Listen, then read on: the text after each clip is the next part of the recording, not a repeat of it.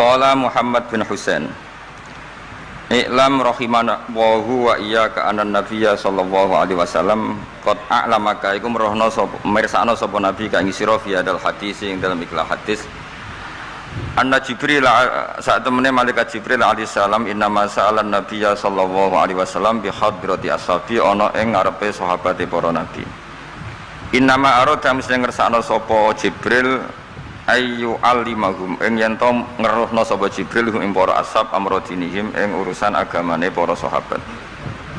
Fayam bagi mongko saejo al muslimin apa ya alamu yang to ngerti sapa al muslimin hu ing amrodinihim. Terus pikirannya Syekh Al-Ajuri bahwa Jibril menanyakan Islam dengan niat mengertikan Islam kepada para sahabatnya Rasulullah sallallahu alaihi wasallam. Artinya Jibril itu buatan takok carane sugih ngoten. Saiki wong ketakok kiai iku salah alamat. Wong alim takoki carane sugih, carane dadi bupati, terus carane entuk dhuwit akeh. Wong alime dhewe ora pati titik dhuwit ditakoki. Kadang kula nggih sewani tiyang, Gus kula bojo kula kathah carane rukun piye. Wong kiyaine ora wani wae kok takoki carane rukun. Jadi intinya niku pertanyaan itu juga kita pelajari. Jibril niku tangklet urusan agama. Artinya yang perlu dingerteni itu urusan apa? Agama. Tapi kita punya masyarakat sing kadang tanya ini sesuatu yang sifatnya khadun nafsi. Terus kiai itu rapati seneng jabatan, kadang ditakoki tiyang carane dadi bupati. Nak dadi bupati salami temblek 2 juta, nak ora dadi darani donyane ngobos. Wis lara kabeh dadi kiai. Lan kula seneng nak terkenal donga kula ora mandi, mergo nak mandi ku repot. Dadi dukun. Dadi niki ku repot. Kula gak ada cerita tentang Mbah Hamid Pasuruan. Diceritani bapak kula. Bapak niku riyen lami ngaji kalian Ki Hamid. Jadi dawuh beliau soleh zaman akhir ku repot, hisabe gede. Mergo terkenal wali, dongane mandi terus wong kepen sugih marani kiai, kepen wayah marani kiai, kepen jabat marani kiai. Terus ngekeki dhuwit. Mari hisab tok, mergo agama sudah dikonversi sebagai materi. Mulane beliau pernah menangis. Aku soleh-soleh ku ngene golek ridane Allah kok wis dadi wong sowan ngekeki dhuwit, ngekeki gula terus somben piye aku ning akhirat. Jadi jangan kira para wali itu senang ketika banyak mendapat apa? Penghormatan. Karena takutnya kesalian ini terkonversi sebagai apa? Materi. Apalagi orang sekarang itu, kalau orang dulu tanya kan jelas ya, yas'alunaka madza yunfikun. Kalau uangnya banyak tanya, kula kekno sinten. Kalau ahli falak ya tanya yas'alunaka anil ahillah. Ketentuan tanggal penanggalan komaria itu gunane nopo ya Rasulullah. Kalau punya warisan ya tanya warisan. Jadi intinya semua yang ditanyakan itu urusan apa? Agama. Maka kata Imam Syekh Al-Ajuri seharusnya pertanyaan itu ya urusan agama dan yang harus diketahui ya urusan agama. Maka orang Islam yang harus diketahui ya urusan agama. Terus kalau mau istifadah kalian ke zofur, memang di depan umum itu penting supaya tidak ada al-qila wal qol. Jadi ini kan diulang-ulang bihadrati ashabi. Ini dalam ilmu hadis itu penting sekali supaya ilmu itu mutawatir. Karena kalau sampai untuk ijazah ke orang tertentu, mau aku tok sih dijazah, itu biasanya malah dibodoni. Kayak bakul, sampai tok sing tak kayak diskon. Agar wong ya aja wong. Mulane nek dilkon ijazah di depan umum berarti kondang. Ada khusus bahaya. Niku mesti klenik nih. Ngene ku kanca kula sak kelas kalian Gus Munib. Jadi orang itu, makanya saya ngaji itu pede di depan umum. Karena kalau salah ya dibenarkan Gus Zofur, kalau bener juga ganjarannya akeh. Tapi nak ngaji mbek wong loro dhewean niku terus kok cocokan. Nak salah aja kodo-kodo ya kan. Jadi memang ilmu itu suka yang mutawatir saya karena validitasnya jelas. Makanya dulu itu dikaji ya. Hadis kok enggak mutawatir itu enggak mutu. Paling firrut batil ulya tentu yang apa? Mutawatir. Dikatakan bi hadrati ashabi atau ketika Nabi khutbah. Apalagi pidato Nabi di hajatil apa? Wada. Sehingga hadis ahad itu banyak yang masalah. Karena satu ada subjektivitas rawi. Kalaupun sahih itu ada subjektivitas rawi. Seperti yang diceritakan Gus Zofur tadi, Abu Dzar itu orangnya soleh, tapi punya subjektivitas kesolehan yang sangat individualistik. Sehingga beliau diasingkan sama Sidina Utsman di Robadah gitu.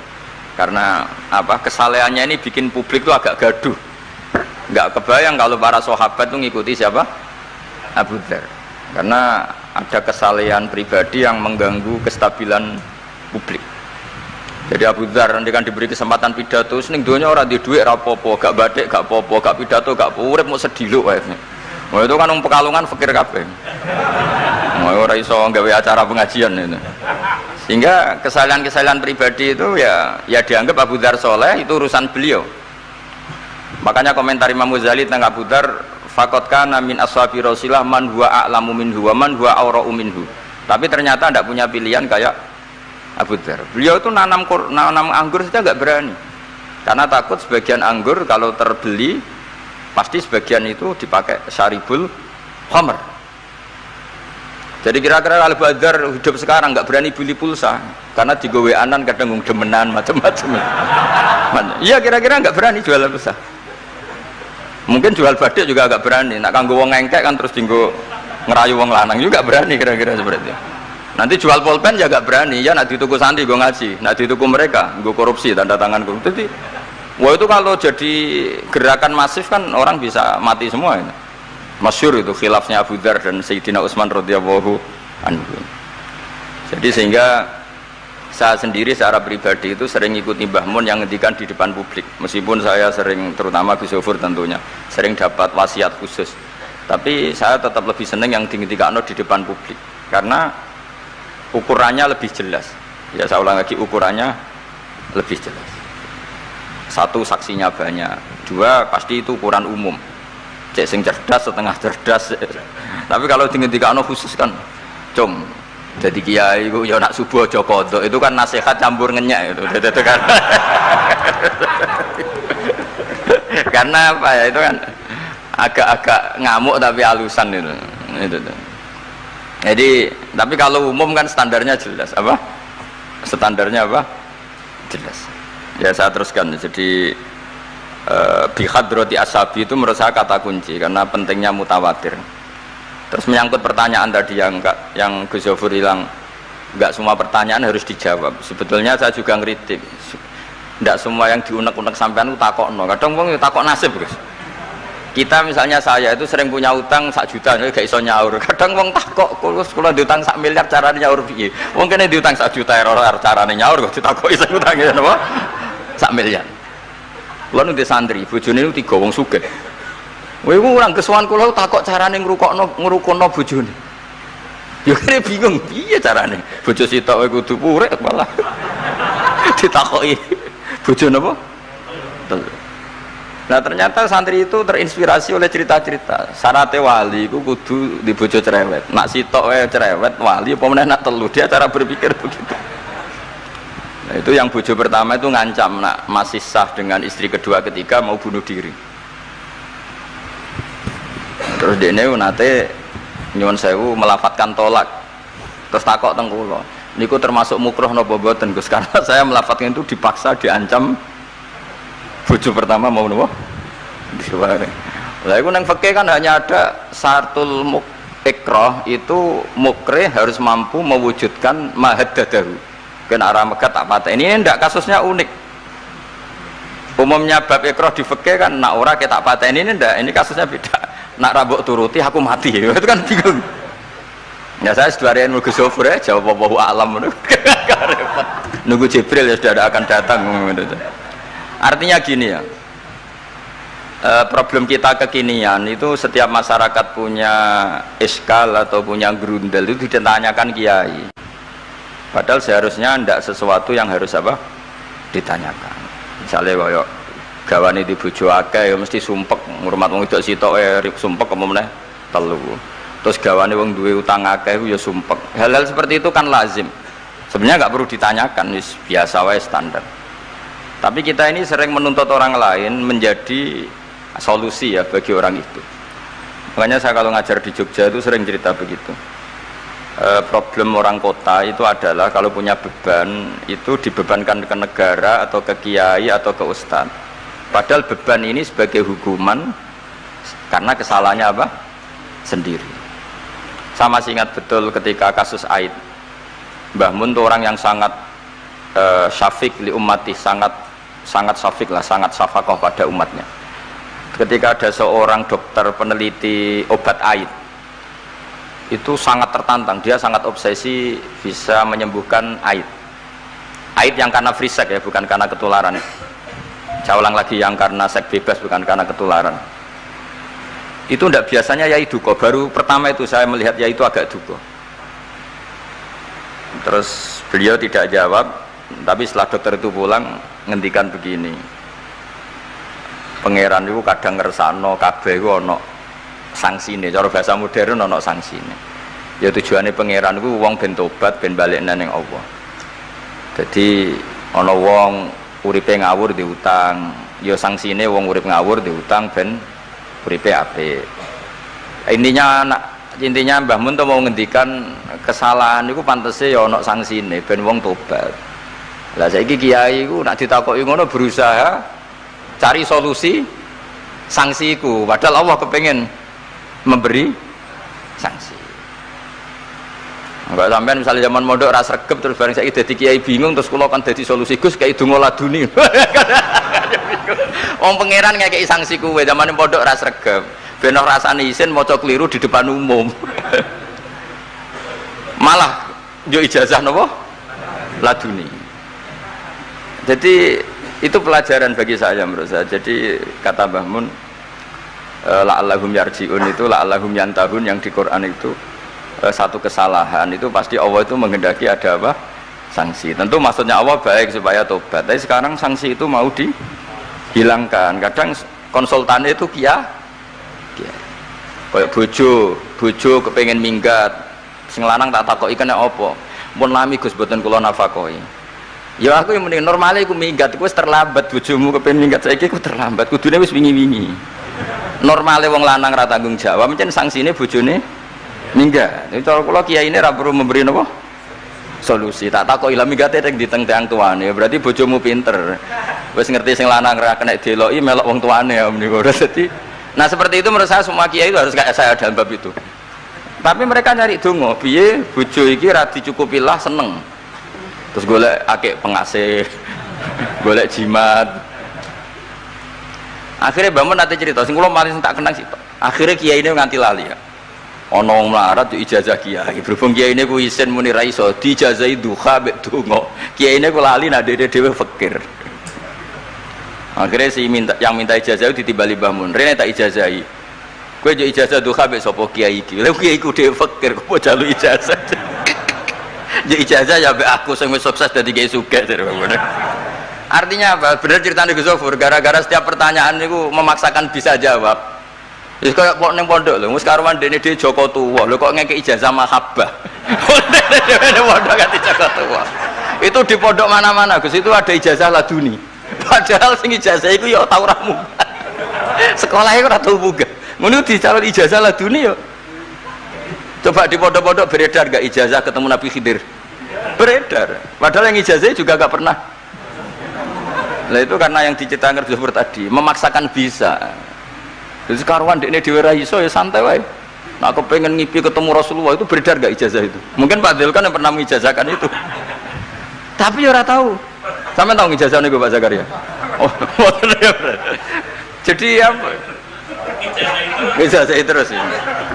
Karena jubir Torekoh nih.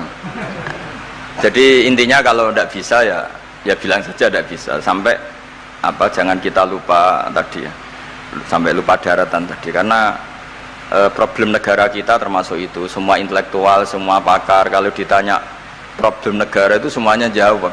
Maksudnya kan gaduh, semuanya punya rumus, semuanya punya versi, makanya gaduh. Misalnya pemerataan Indonesia rumusnya gimana? Yang satu bilang wah ibu kotanya dipindah, yang satu bilang enggak harus ada sentralisasi di Jawa supaya ada kualitas A, ada kampus terbaik, ulama terbaik. Kalau diratakan nanti kemampuannya rata itu justru enggak bagus. Yang ketiga enggak wah kualitas demokrasinya dijaga, yang satu enggak demokrasi tanpa ekonomi enggak bisa. Sehari santri ya sedunia rasa pikir besok mati ben. Nah itu kan karena memaksakan jawab akhirnya ada kegaduhan tadi. Semuanya paling penak wis pokoke takoi wis muni wawahu alam senajan tok sing takok muni wis suwe Mbah.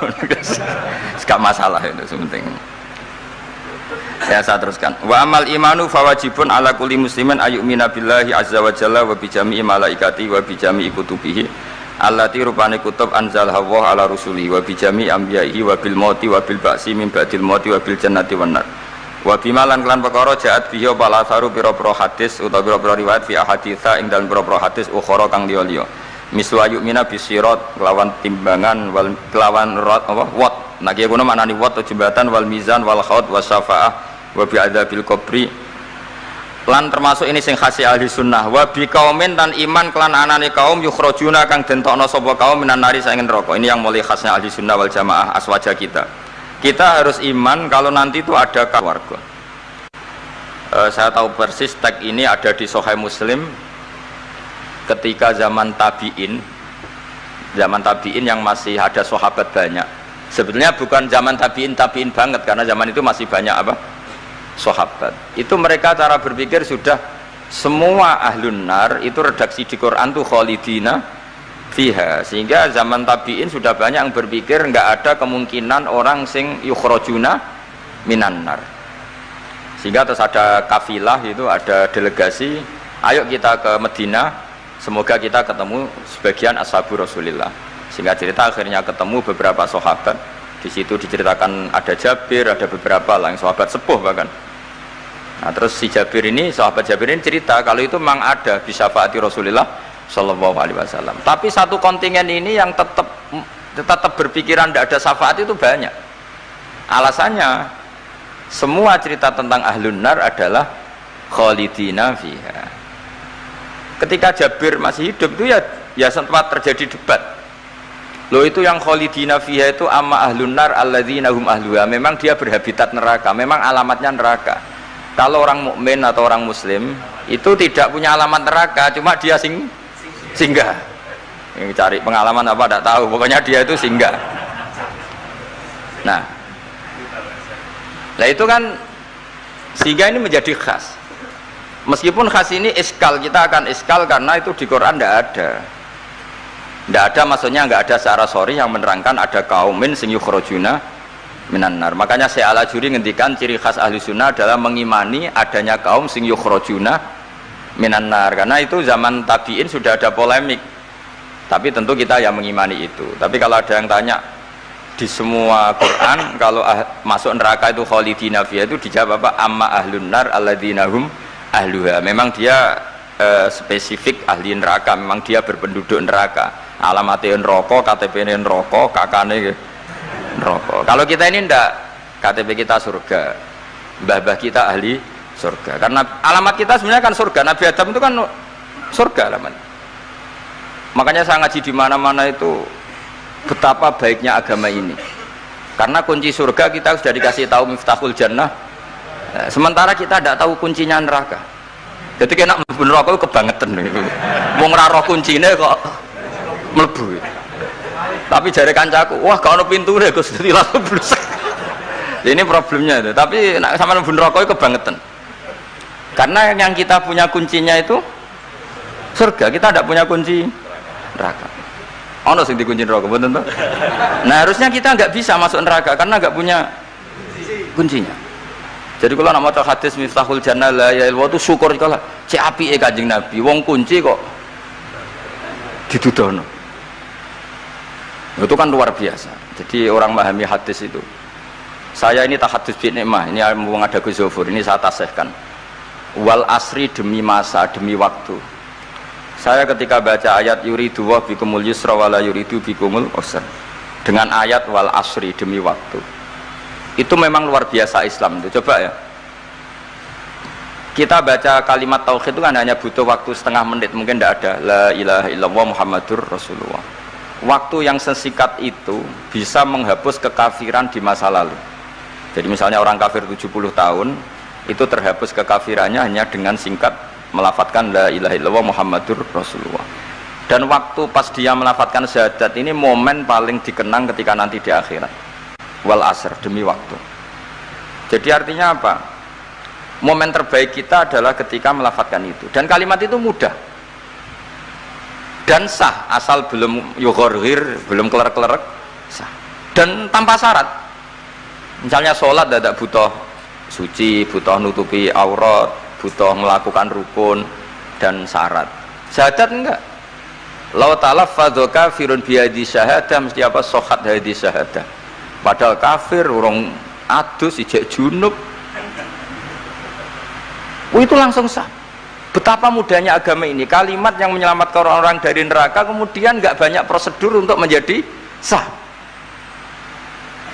Nah ini saya cerita ya betapa agama ini mudah. Ya kan kalimat yang bisa menghilangkan kekafiran kemudian tidak banyak syarat. Coba kalau kamu mau sholat syaratnya kan macam-macam, mau zakat syaratnya macam-macam. Tapi kalau mau bersyahadat, orang kafir kalau bersyahadat itu ada syaratnya enggak?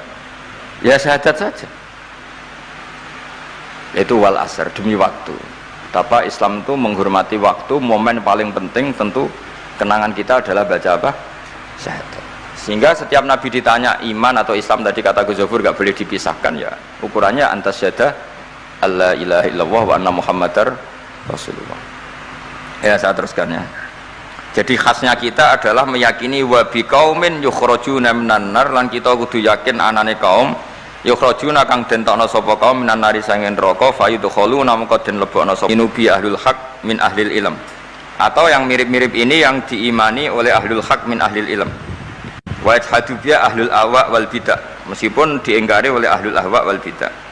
Jadi satu keyakinan sing diyakini imam-imam Ghazali, ulama Azhar, ulama ahli sunnah, meskipun keyakinan itu ditolak oleh ahlul ahwa wal bidah wad dolalah. Mimman sangking wong hadzaro kang medekno na ing kita hum ing man sapa annabiyyu. Jadi bacanya mimman hadzarana humun nabiyyu. Mimman sangking wong hadzaro kang ngekei peringatan medekno. Maksudnya Nabi mewarning kita, memperingatkan kita agar takut mereka. Mimman sangking wong hadzaro kang medekno na ing kita hum sangka man sing dolalah wau sapa annabiyyu sallallahu alaihi wasallam wa hadzarona lan medekno na ing kita hum ing anut man sing dolalah wau sapa sahabat para sahabat wa tabiun lan sing para anut lahum maring sahabat bi ihsanin wa ulamaul muslimin lan yang memberi perangan itu para ulama-ulama Islam. Ya, terus kita harus menghindari perilaku tertentu yang perilaku itu zaman Nabi sudah sangat diperingatkan. Misalnya yang masyhur itu Khawarij. Khawarij itu kelompok yang sangat soleh secara zahir. Yes, ibadahnya kata Rasulullah siamu laisa siamukum kasiyamihim wa qiyamukum kami qiyamihim. Jadi puasa kamu sahabat enggak sehebat puasanya orang apa? Khawarij. Ibadah kamu enggak sebanding ibadahnya Khawarij, tapi mereka sangat biadab. Yamruquna minaddin muruqasahmi minar ramiyah yaqra'unal Qur'an la yujawizu hana jiro. Dan diantara kesolehan yang berlebihan ini kata Nabi apa? Yuqatiluna ahlal Islam wala yuqatiluna ahlal ausan. Kalau dijak musuhi sesama Islam semangat, tapi dijak musuhi yang jelas salah ndak semangat. Ini kelompok sing haddarona humun nabiyyu, kelompok yang kita diperingatkan Nabi untuk sangat apa menghindari. Karena logikanya jelas ya. Orang yang kafir saja inginnya Nabi menjadi muslim dengan diajarkan syahadat. Tapi ini orang yang sudah muslim, seleranya Khawarij, dikeluarkan dari Islam. Tahlilan kafir, kuburan kafir, nyekelake kafir, apa saja menjadi kafir. Ini pertanyaannya kan, inginnya seorang nabi itu kan tentu dari kafir menjadi muslim. Ini yang sudah Islam menjadi kafir. Maka cerita-cerita di beberapa ulama, ini kenangan saya ngaji di sini. Ini sekaligus cerita penutup. Ada orang ekstremis ketemu Islam alim. Terus ketika melihat ahlul ma'asi itu maksiat, ahlul ma'asi ketika maksiat, sedang maksiat, sebaiknya orang-orang Islam seperti itu mau saya bunuh, mau saya bom. Ini yang cerita orang-orang alim ke saya. Terus kata si orang alim tadi, lau annahum matu, kalau mereka benar-benar mati final maksiyah itu aina masiruhum, lalu mereka kemana? Si yang keras tadi bilang ilanar karena mereka mati final maksiyah. Terus jawabnya yang alim tadi, akan dzalika muradan nabi, apa umat Islam mati kemudian min ahlin nar itu yang dikehendaki Nabi? Untungnya yang si ekstremis tadi agak alim. Ya enggak, Nabi inginnya umatnya itu ya mati tidak masuk neraka. ya sudah jangan bunuh sekarang, kasih kesempatan apa? Tobat. Untungnya si yang ekstrim ini termasuk min ahli ilm, dia nerima konsep itu, nerima. Itu jadi pelajaran dialog kealiman. Dan kita menjadi moderat bukan karena liberal atau sekuler. Memang kita baca hadis-hadis misalnya inna wuha yabsutu yadahu billail yatuba musiun nahar wa yabsutu yadahu bin nahar yatuba musiul lail. Allah yang Tuhan saja inginnya itu menunggu tobatnya mereka, bukan mengakhiri mereka dalam keadaan tidak tobat.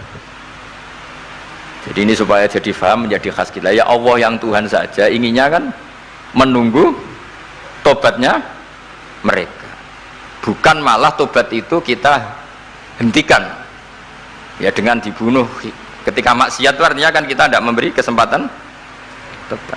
Sama sih ingat Mbah Mun sering cerita ke saya, aku corokon mileh, kata beliau, aku corokon mileh iku ya ora pati seneng ono terlalu tegas, terlalu apa, mergo Allah wae ngekei kesempatan. Ya tadi, apa logikanya kan Allah saja, misalnya Allah Ta'ala selalu membuka tangannya di malam hari supaya yang tadi siang maksiat tobat di malam hari. Terus Allah membuka tangannya di siang hari supaya yang tadi malam maksiat tobat. Intinya Allah Ta'ala itu menunggu tobat, bukan menghentikan asbabit taubah.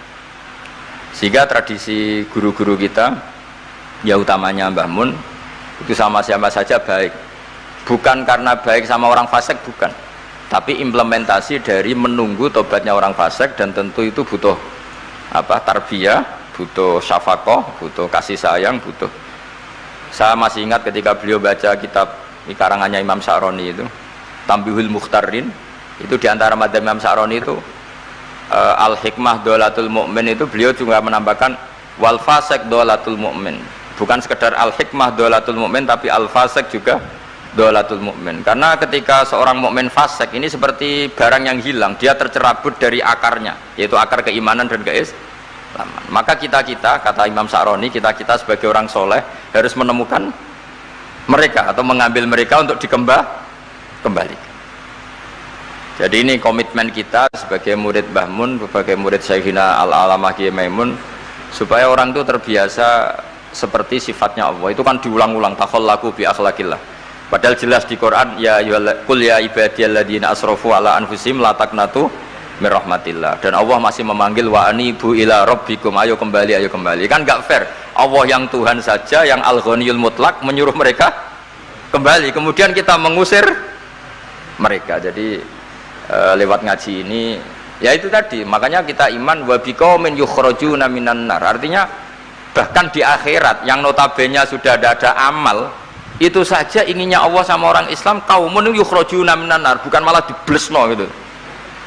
Lah ya akhirat yang notabene sudah nggak ada amal, itu saja kaumen yang mukmin, apalagi tau mondok, apalagi grup hima itu, tapi ra usah moron rokok, kula pesene ra usah moron rokok.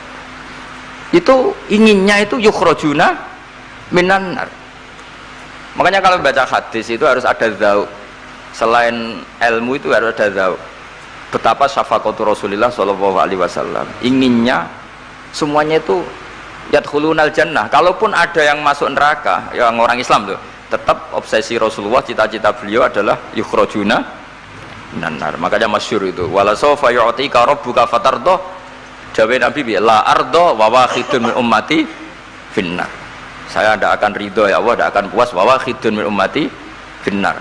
Satu dari umatku min ummatil ijabah minan nar. Makanya saya setuju dengan saya Al-Ajuri, kita sebagai ahli sunnah diantara khasnya apa? Iman adanya kaum sing yukhrajuna minan nar. Pun nggih ngoten. Sampai waduh kok dibaca Arabnya saja ya. Nah, ini nurut apa Gus? Mimman khadzarona tadi siapa? An-Nabi. Mimman saking wong khadzaro kang ngekeki peringatan medekno nak kita hum ing sangka gerakane man mau sapa An-Nabi sallallahu alaihi wasallam. Saterusé terus wa ulamaul muslimin wa yu'minu bil qadar khairihi wa syarrihi wa yabra'u mimman lam yu'min bil qadar. Kita harus terbebas, maksudnya terbebas itu gak urusan sama orang yang tidak iman bil qadar khairihi wa syarrihi. Kama tabara kaya oleh lebaran sapa Ibnu Umar minhu emiman lam yu'min bil qadar. Wa qauluhu wa akhbirni 'anil ihsan qala anta abudallaha ka annaka tarahu fa illam takun tarahu fa innahu yaraka fa'lam annaman satemene wong abada kang nyembah sapa man Allah azza wa jalla fa ya'lamu mongko ngerti sapa man annahu azza wa jalla mutali'un kundat sing ningali ala amalihi ing atase ngamale wong ya'lamu pirsa sapa wa ta'ala sirruhu ing rahasiane wong wa alaniyatahu lan alaniya wong sing ngamal sing jelas wa ya'lamu lan pirsa sapa wa ta'ala ma ing perkara tufi kang nyamarno sira min amalika saking amal sira wa malan perkara tubdihi kang ngetokno sira ing amal wa malan perkara turidu kang ngarepno sira bi ilmika kelan ilmu sira kowe ngarepno bi ilmika misale Allahu turidu am ghairah dadi maksudnya Allah ana ta kowe ngamal iku ngersakno Allah turidu am ghairahu dadi maksudnya Allah tahu amal kamu atau ilmu kamu apakah amal kamu ilmu kamu untuk Allah turidu am ghairahu apakah kowe melakukan amal itu karena Allah apa enggak ya'lamu pirsa sapa ta'ala asirra wa akhfa ya'lamu pirsa sapa ta'ala khainatal ayuni ing mripat sing khianat wa amalan perkara tufi kang nyimpen apa suduru apa dodo ya'lamu pirsa sapa ta'ala ing perkara antum kang sira kabeh ku alihi ngatasé ma fahdaru mongko wedi sira kabeh ing Allah mesti wedi Allah dengan makna mendekat ke Allah faman mongko te sapane wong roa iku jaga sapa man hadhihi ing ikilah halah hadhil halah atau hadhil ya wa hadhil halah perilaku ini bikal bihi lan atine man wabi niku ya napa Pak niku faman ra'a hadhihi biqalbi wa ya'lamuhu lan ngerti sapa wong hu ing iki khasya mongko wedi sapa man menawa azza wa jalla wa khafahu lan wedi sapa wong Allah wa abadahu kama lan nyembah sapa wong hu ing Allah kama amara kaya oleh merintah sapa wa ing man fa in kunta mongko lamun ana sira an hadil muraati sange iki lang ngrekso ati nak dipirsani Allah ana iku fi ghaflatin ing dalem lali fa innahu mongko satune Allah taala ku ya ora kamirsani sapa wa kang sira suma ilaihi mongko nuli maling Allah sarasan marjiuka te bali sira fayunabdu ka mongko nyritakno sapa kang sira bima kunta kelawan barang sing apa wae ngamal tak malu nglakoni sira ku ing man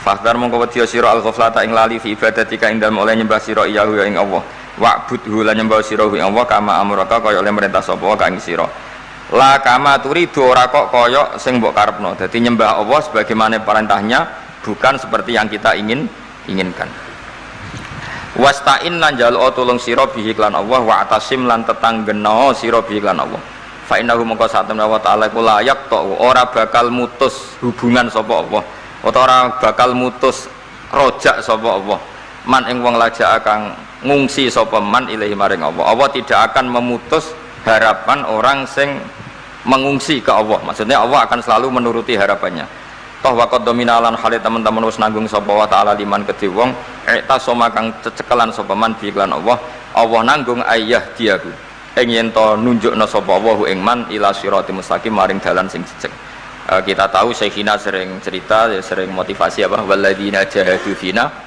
lanahdiyannahum subulana asal kita serius ilallah pasti Allah akan menunjukkan jalan ketika itu beliau cerita Mbah Zubair pernah ditanya Kiai Alim Lasem ada dialog antara Mbah Zubair dan orang alim.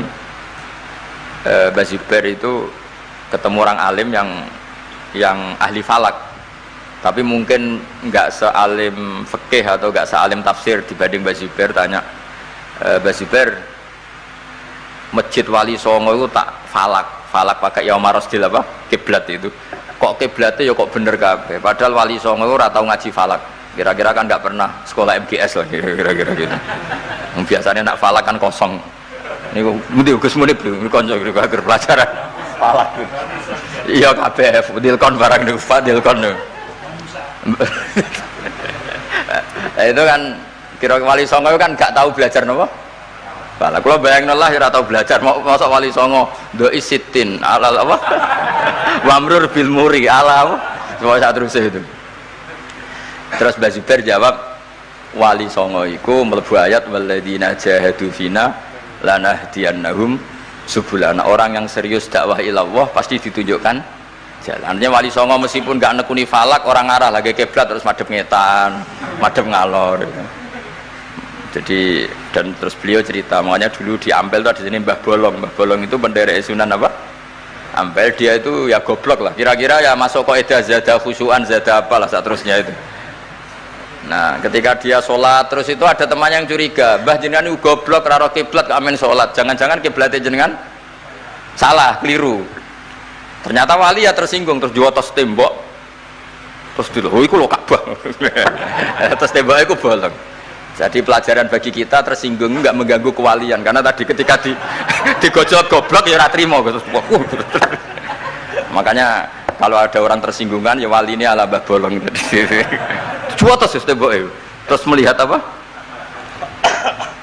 Nah kalau ceritanya Mbah Mun itu keroh sebabnya masjid Demak menorone rontok miring ya mereka sama ketika Wali Songo bikin masjid Demak ada saja yang usil jangan-jangan kiblatnya salah. Terus dari ceritanya Mbah Mun ya diceritani Mbah Bae mungkin sekali Joko kon nyenteng masjid Demak napa menarane nganti tok Ka'bah lah narike kebanter mulane dhisik menara iku jadi dulu itu tidak pakai Yaumar Rosdil apa kiblat dari jam sekian matahari tepat di atas Ka'bah terus semua bayangan. Kenapa itu semua terjadi? Jawab Mbah Zubair seperti walladzina jahadu fina lanahdiyannahum sublana. Orang yang serius menekuni ngitmai agama ini, serius ya, serius taklim, serius macam-macam mesti lanahdiyannahum sublana. Pasti saya tunjukkan beberapa jalan menuju saya. Jadi kira-kira wali ora bakal keweleh gawe kiblat madhep nyetan meskipun ndak ahli falak. Meskipun nggak pernah sekolah nopo, yes. Adil kan semangat. Tahu ngebu ya pelajaran falak. Pak Zakaria seneng falak kita. Nah era jenengan udah jabur, udah sekolah.